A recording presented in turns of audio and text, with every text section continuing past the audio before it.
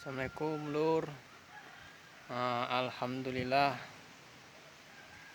perjalanan sampai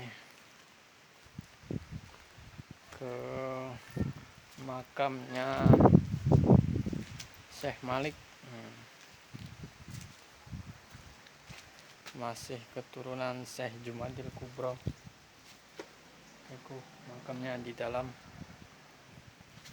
wilayah perkarangan makam.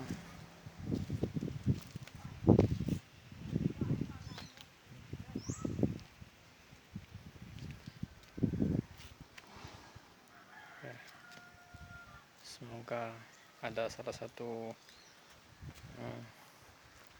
pondok pesantren sepuh dan masjid sepuh peninggalan para kiai sepuh Nganjuk.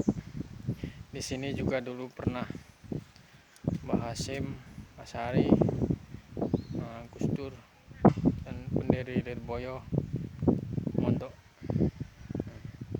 Semoga manfaat barokah.